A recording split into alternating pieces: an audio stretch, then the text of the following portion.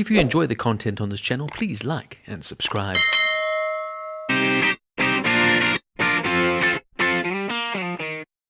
With the release of the new Tom Hanks film, namely called Here, the de-aging technology is now coming into prime focus. This technology, which can keep our stars forever young, could have far-reaching and damaging consequences to the film and television industry. Here is set in the far future, the distant past, and every time period in between. Directed by Robert Zemeckis and adapted from Richard Maguire's graphic novel of the same name, the story jumps through the history of one piece of land, as seen from a single viewpoint over many thousands of years. Most of it, though, is about the decades, when the era is part of an American house owned by a couple, played here by Tom Hanks and Robin Wright.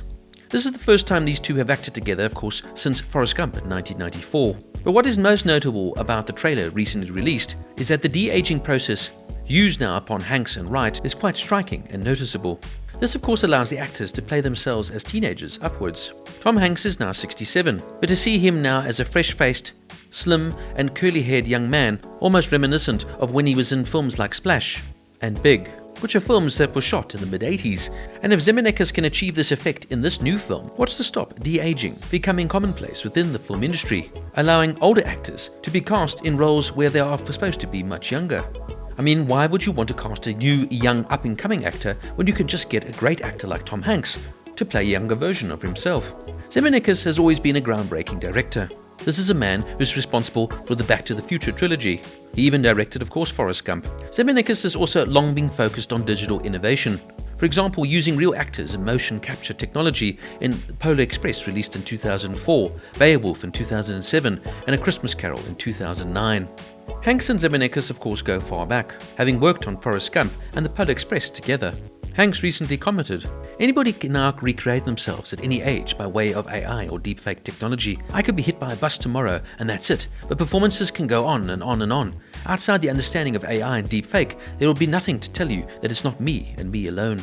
In many ways, it's quite strange to think of this, that one day, the big stars of today could be replaced by their AI doppelgangers. Take, for example, Carrie Fisher, having a role within Rogue One, looking exactly like she did in Star Wars, released in 1977. Except the problem was that Fisher had died in 2016 and hadn't actually acted in the film. Instead, the filmmakers used a CGI-pasted 80s-era Carrie Fisher on a double's face. They, of course, would even do this with Peter Cushing, who had died in 1994, yet through a CGI recreation of his likeness, somehow appeared as Grand Moff Tarkin in Rogue One, released in 2016. Through this de-aging process, this might allow veteran actors like Hanks to keep playing roles they should by rights have given up to upcoming actors. In 2006, visual effects artists de-aged Patrick Stewart and Ian McKellen pixel by pixel in X-Men Last Stand. This, though, of course, was met with a lot of criticism, as both the actors almost looked somewhat robotic. The technology was also used in such science fiction fantasies like The Curious Case of Benjamin Button in 2008, where they de-aged Brad Pitt. But like anything, the technology has moved on and got better and better. Samuel L. Jackson was also de-aged throughout Captain Marvel to play Nick Fury of the 1990s. It was also used for Will Smith when he played an assassin battling his younger clone in Ang Lee's Gemini Man.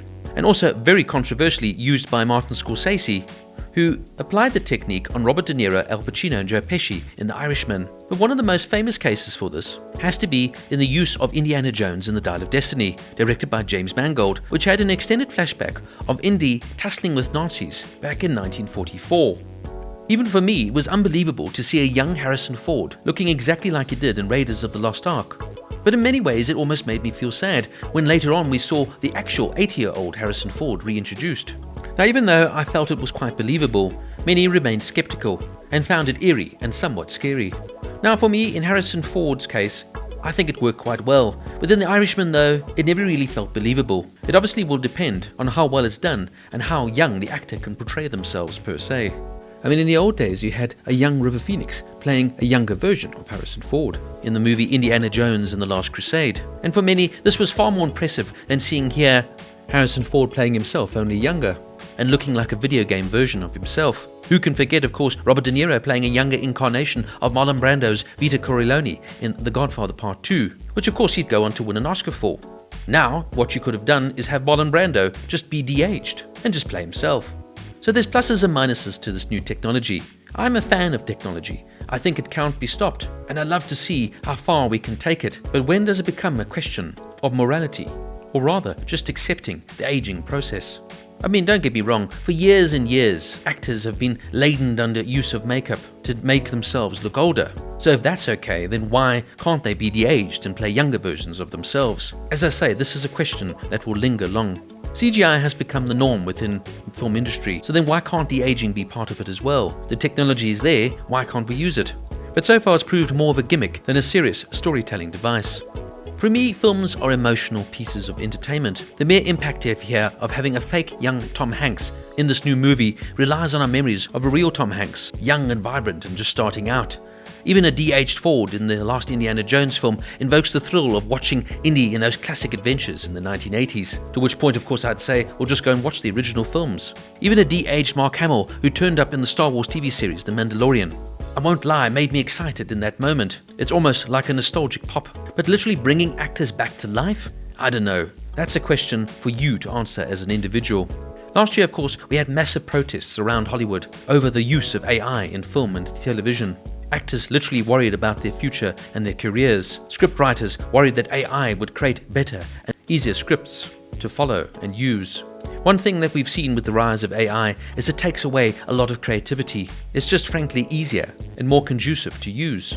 Is that a good thing though? Time will tell. I mean, we're even seeing it in live concerts now. Like for example the ABBA Voyage, which opened in London in May 2022, which has the virtual band of ABBA, resembling the 4 musicians as they were in 1979. For now, the de-aging process has just been used to almost bring back the past. Even though this is a future technology, it so far has been used sparingly. But as time goes forward, how much more will this technology be used in almost every single film to not only bring back the stars of yesteryear, but to be a crutch in making every new movie work?